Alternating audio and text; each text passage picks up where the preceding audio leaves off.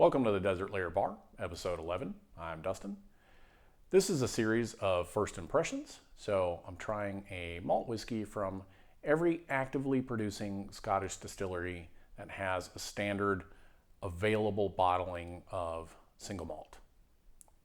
Preferably their flagship malt with a little flexibility in there.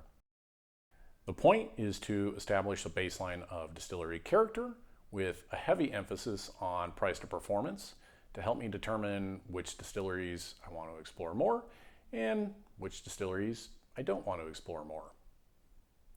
I don't want price to performance to be the be-all, end-all of how I approach a spirit, but it's pretty important, so it's something we want to discuss. To help facilitate this, I've started a spreadsheet. There's a primary sorting by score, high to low, and a secondary sorting with price, low to high. There's a link in the description. Today, taking a look at Aberlour 12-year-old double cask. Aberlour is owned by Pernod Ricard. So Pernod Ricard is a giant spirit company. They own a number of brands. I think I went over it with one or two of these episodes, so I won't read through their massive list of distilleries and brands that they own. It's quite a lot. This one is 40% ABV. I do believe this one is chill filtered and it has color added. Casks, European oak for the sherry and bourbon. So this one is sherry and bourbon. I bought this one in December of 2020. I opened it a couple weeks ago. Paid $55 for this. This is a 750 milliliter bottle, which means my 50 milliliter pour here is $3.67. Locally, I can find this for $71 now, so a bit of a price increase there. Online, I can find it for $64. Get into the tasting here. Smell.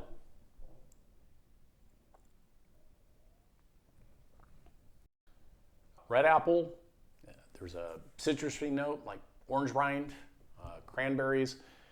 The sherry is definitely detectable in this one, so it's not one of these sherry bourbon ones where you debate whether there's actually sherry in it or you're unsure even though they say there's sherry. This one you can definitely get that sherry note. Taste. Cranberries, apple, raisins, like that cran apple juice. I don't know if that's a thing everywhere, but there's a hint of black licorice in there. On the finish, citrusy oranges, so not too sweet, not that orange marmalade like a real a citrusy orange. Apple perfume, a little bit of cocoa dust, and a hint of nuttiness. Again, the sherry definitely comes through on this one, but there's still a little bit of that orchard fruit, the apples in this one. So there's a balance here with Aberlour. You get fruitiness from both the sherry and the bourbon. You get that orchard fruit. Let's see if they have any tasting notes. I think this is an older packaging on this one. I think there's a newer packaging at this point. Ooh. And it looks like I may have lied or no.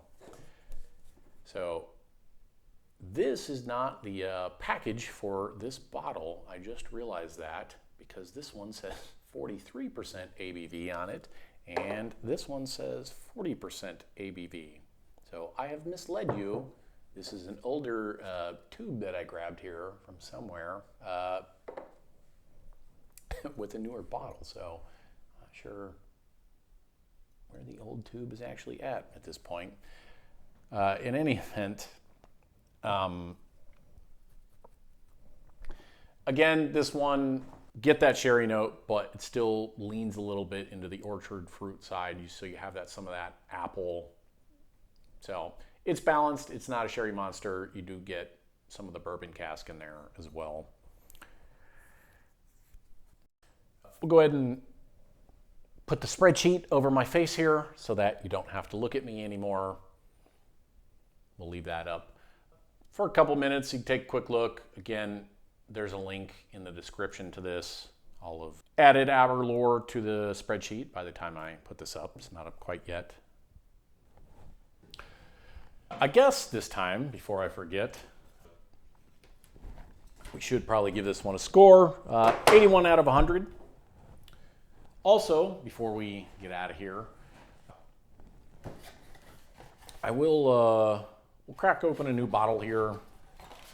Peeled the foil on this one, but Cragganmore 12.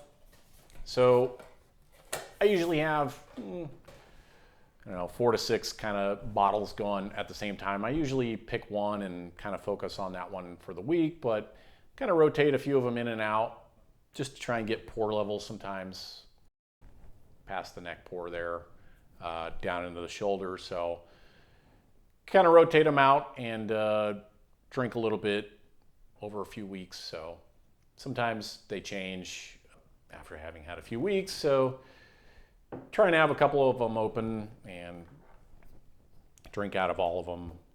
So now that we're done with this one, we'll add this one to the rotation and throw this one back on the shelf or potentially decant it. Guess we'll see. That's all I got for this one. Drink responsibly. Don't drink and drive. Use the rideshare apps. Don't be a dick. Thanks for stopping by. See you next time.